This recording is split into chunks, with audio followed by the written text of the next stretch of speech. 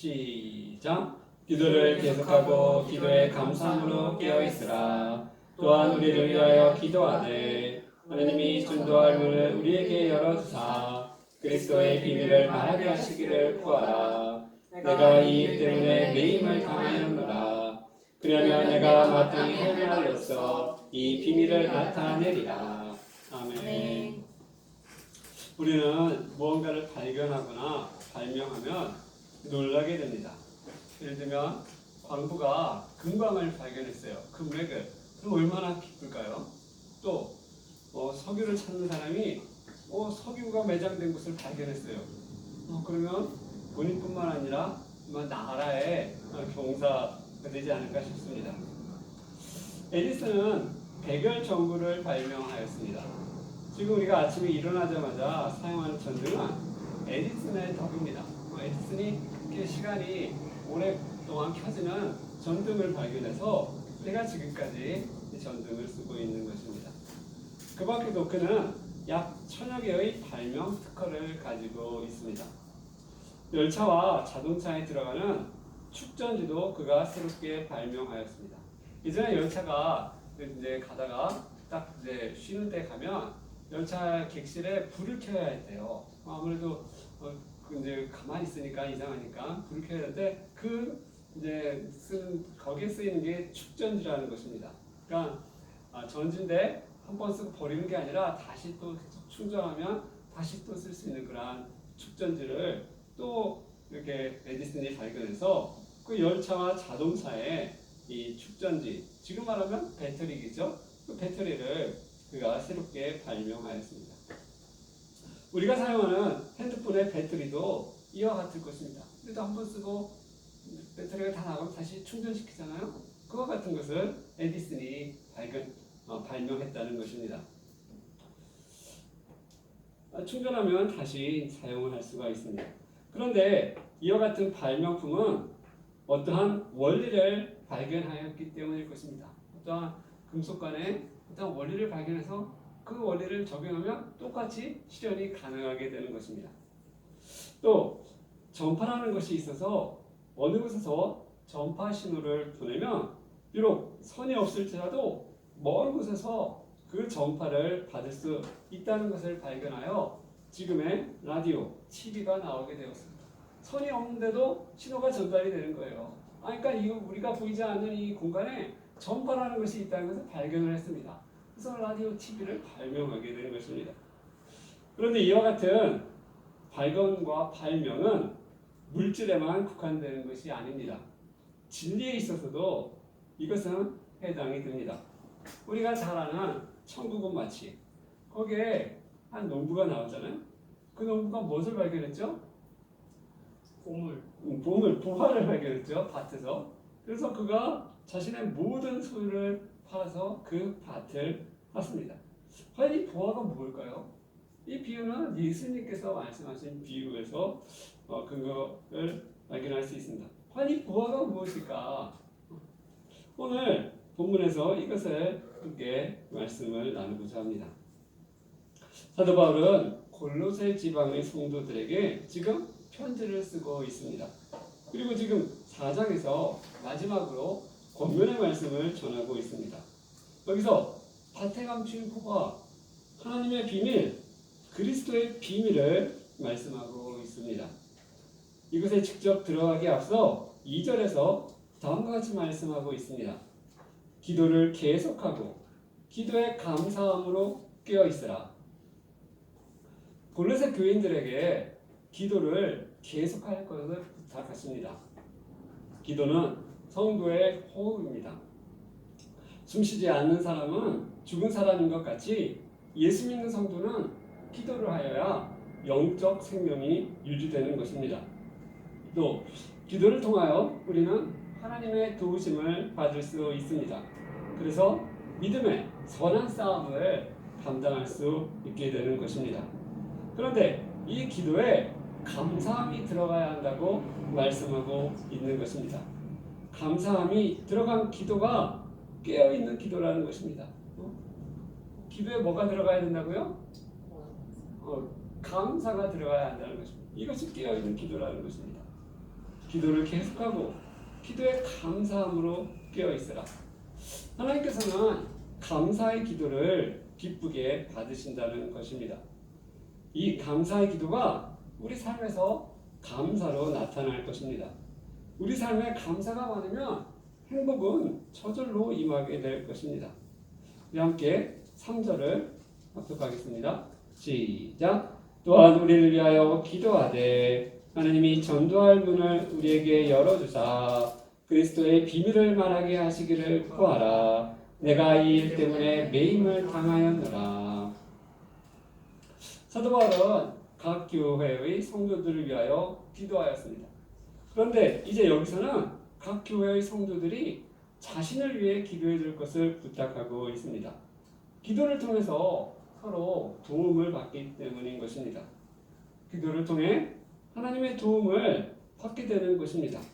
특별히 여기서 바울은 전도할 문을 열어주사 그리스도의 비밀을 말하게 하시기를 구하라고 전하고 있습니다. 전도의 문이 열려지기를 구해달라는 것입니다.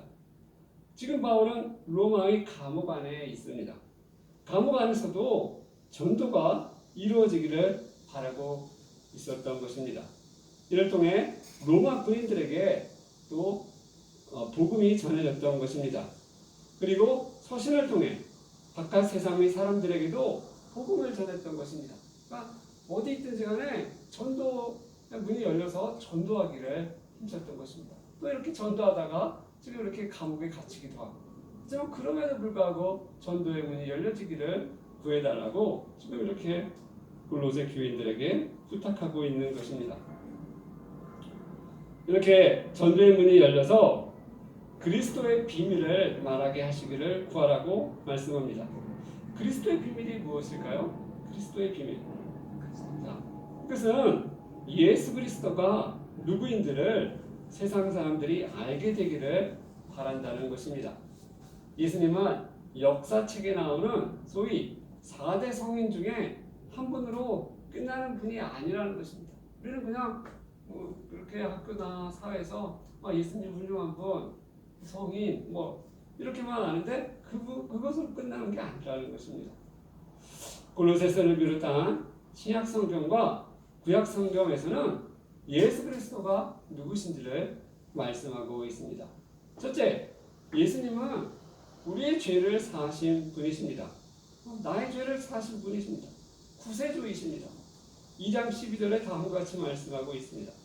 너희가 세례로 그리스도와 함께 장사되고 또 죽은 자들 가운데서 그를 일으키신 하나님의 역사를 믿음으로 말미암아 그 안에서 함께 일으키심을 받았느니라. 우리가 세례를 통해 그리스도와 함께 죽고 예수님의 부활을 믿음으로 함께 새로운 생명을 받았다는 것입니다. 이것은 예수님의 십자가와 부활을 믿어 영생을 받았다는 것입니다. 예수님이 모든 사람을 위한 죄, 나의 죄를 위해 죽으시고 부활하신 것을 믿어 구원, 영생을 받았다는 것입니다. 나의 구세주, 나를 구원한 구세주가 되셨다는 것입니다. 둘째, 예수님은 주인, 왕이시라는 것입니다. 3장 24절에 너희는 주 그리스도를 섬기느니라. 죄 용서함을 받고 새로운 생명을 받은 우리는 더 이상 우리 자신을 위해 사는 것이 아닌 예수님을 위해 사는 자라는 것입니다.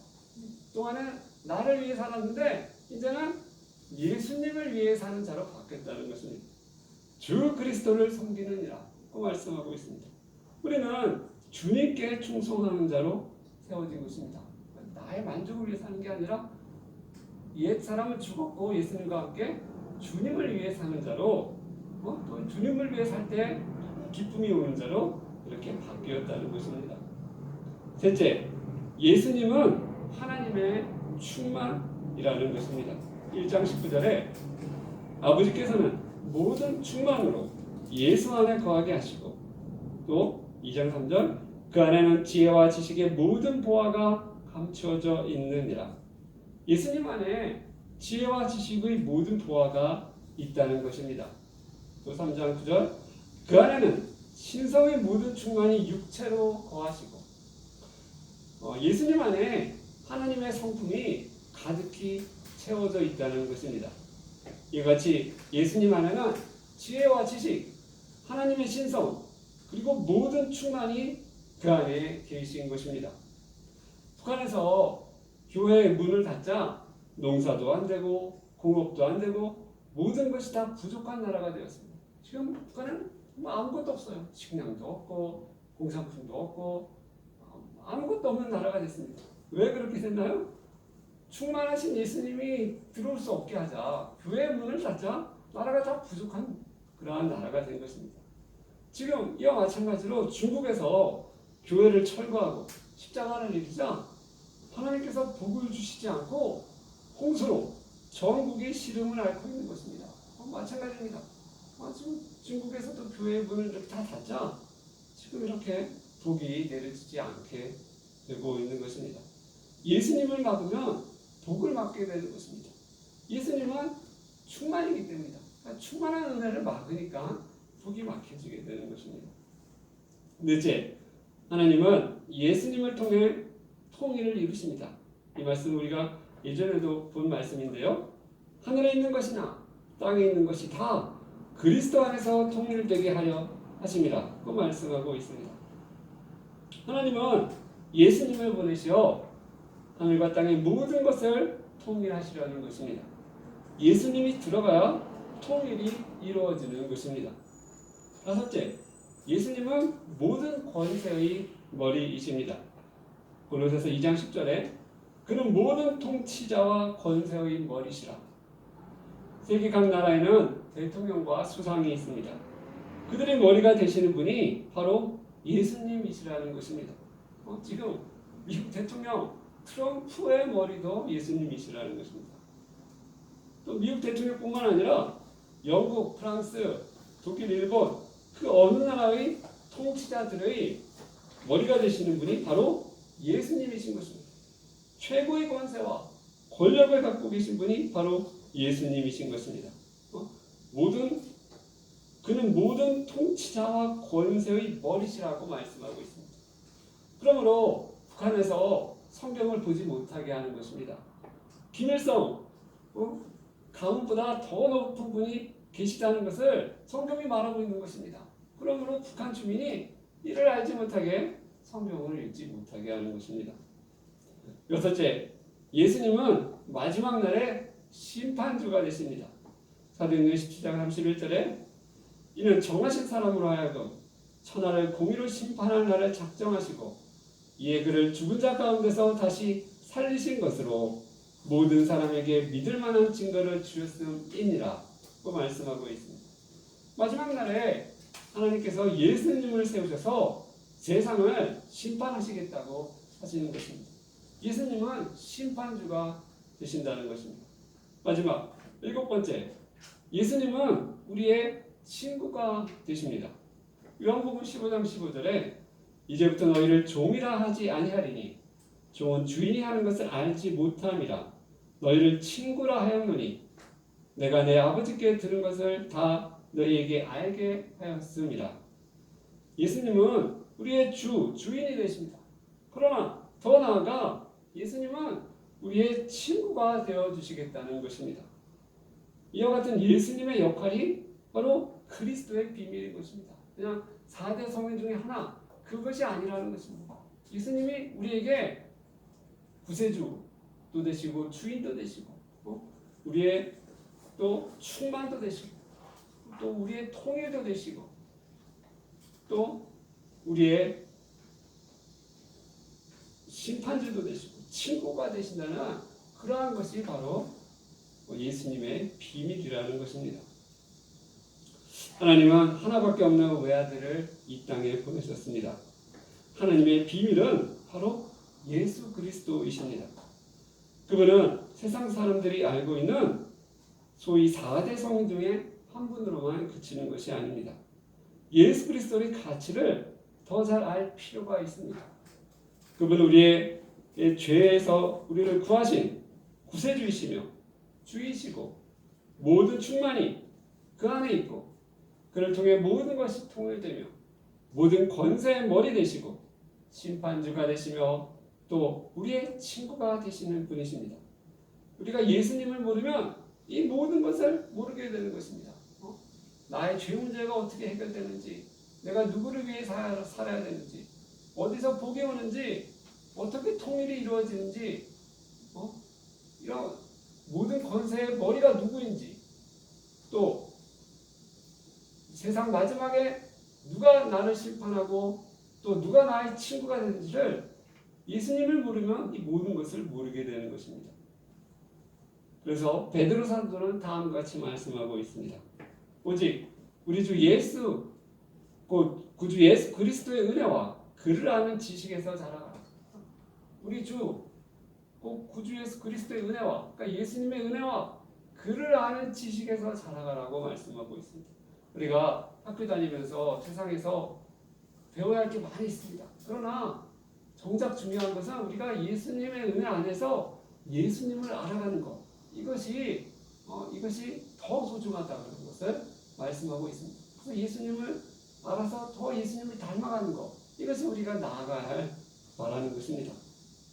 하나님의 비밀인 예수 그리스도를 잘 알아가는 가운데 하나님의 풍성한 은혜가 우리에게 넘치시기를 축원합니다.